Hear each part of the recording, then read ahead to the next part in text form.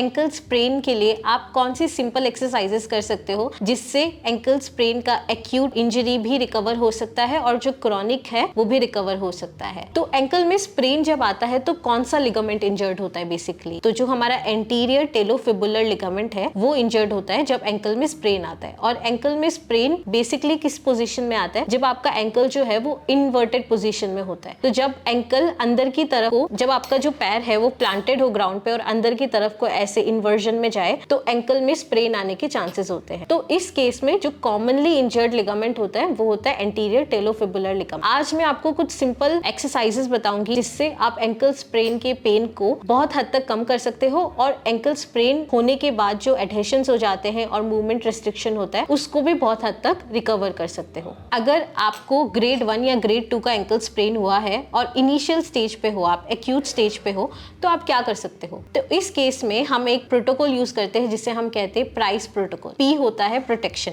Protection का मतलब है कि जिस भी एंकल पे आपको स्प्रेन आया है उस एंकल को आप प्रोटेक्टेड रखो, आप उस पे ज्यादा वेट बेयर ना करो, उस पे और कोई इंजरी होने से उसको बचाओ। दूसरा होता है रेस्ट। जब भी आपको एंकल में स्प्रेन आए तो जरूरी है कि आप अपने एंकल को रेस्ट दो, क्योंकि रेस्ट दोगे तो वो जो एंकल है, जो लिगामेंट इंजर्ड हुआ है, वो हील होने के लिए टाइम लेता है, तो रेस्ट के साथ वो प्रॉपर हील हो जाएगा। थर्ड है आइसिंग। तो आइसिंग आप इनिशियल स्टेज पे कर सकते हो एंकल स्प्रेन के लिए। उसके बाद आता है कंप्रेशन। कंप्रेशन का मतलब है आप उस एरिया को जितना हो सके टाइट करके रखो। तो टाइट करने के लिए आप कंप्रेशन स्टॉकिंग्स यूज कर सकते हो, आप एंकल बाइंडर्स यूज कर सकते हो, या फिर आप गर्म पट्टी यूज कर सकते हो। तो उस जो इंजर्ड एंकल है उसको कंप्रेस करो। कंप्रेस करने से उस एरिया की स्वेलिंग जो है वो ट्रांसफर होगी और स्वेलिंग कम होगी उस एरिया से। लास्ट होता है एलिवेशन। एलिवेशन में क्या करना है कि आप उस एरिया को एलिवेट करके रखोगे। तो आप अपने जो इंजर्ड लेग है उसको 2 पिलोस के ऊपर रख सकते हो। तो उससे क्या होगा, जो आपका एंकल है या जो पैर है वो आपके हार्ट लेवल से ऊपर होगा। तो जब कोई भी चीज हार्ट लेवल से ऊपर होती है तो वो इवेंचुअली स्वेलिंग कम करने का काम करती है, क्योंकि पूरा जो फ्लूइड ड्रेन होगा वो नीचे की तरफ आएगा, इसलिए तो ये हेल्प करेगा आपका स्वेलिंग कम करने में। तो एक्यूट स्टेजेस पे आप प्राइस प्रोटोकॉल यूज कर सकते हो। आपने प्राइस प्रोटोकॉल यूज किया तो प्राइस प्रोटोकॉल से आपका 50 to 60% जो पेन है वो कम हो जाएगा। जो बचा कुचा पेन है उसको कम करने के लिए मैं आपको कुछ सिंपल एक्सरसाइजेस बताऊंगी जो आप एंकल स्प्रेन में कर सकते हो। तो जो पहली एक्सरसाइज है उसमें आप अपने घुटने को ऐसे मोड़ के रखोगे। तो जो आपका एंकल स्प्रेन होता है वो यूजुअली इस पोजीशन में होता है, ठीक है, जब आपका जो पैर है वो अंदर की तरफ को ऐसे रोटेट हो जाए या इन्वर्जन पोजीशन में आए। तो इस चीज को प्रिवेंट करने के लिए हम इसका ऑपोजिट मूवमेंट करेंगे जो होता है ये।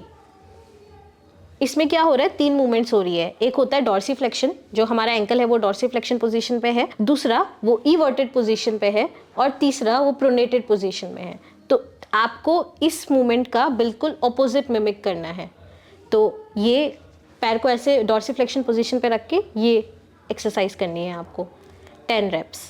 इससे आपके जो पैर के एडेशंस है वो टूट जाएंगे और आपका जो मूवमेंट है वो फ्री होगा और पेन भी कम हो जाएगा। दूसरा, आपका जो एंटीरियर टेलोफिबुलर लिगामेंट है वो यूजुअली इस एरिया पे होता है। तो इसको कम करने के लिए या एडहेशंस ब्रेक करने के लिए आप डीप टिश्यू फ्रिक्शन मसाज भी यूज कर सकते हो। तो deep tissue friction massage use करने के लिए कुछ नहीं करना, आपको अपना एक इंडेक्स फिंगर लेना है, उसके ऊपर अपने मिडिल फिंगर को ऐसे रखते हुए उस लिगामेंट को पाल्पेट करना है और ऐसे ग्लाइड करना है, फ्रिक्शन मसाज करना है उस एरिया का। उससे भी आपके एडेशंस जो है वो टूट जाएंगे और जो आपका मूवमेंट है वो फ्री होगा। तो ये जो एक्सरसाइजेस है ये जस्ट एक्यूट फेज के बाद आप कर सकते हो। जब आप एक्यूट फेज से रिकवर कर चुके हो और आप सब एक्यूट फेज से भी रिकवर कर चुके हो तो आता है हमारा क्रॉनिक फेज। तो उस केस में जब आपने ये सारी एक्सरसाइजेस करके रेंज ऑफ मोशन को अच्छे से फुलफिल किया है, कंप्लीट किया है, तो तब आप रेजिस्टेंस एक्सरसाइज कर सकते हो। उससे आपका रेंज ऑफ मोशन और बेटर होगा और फ्यूचर में इंजरी भी प्रिवेंट होगी। तो उसके लिए आपको ऐसा एक थेराबैंड लेना है, उसको अपने फुट पे ऐसे प्लेस करना है,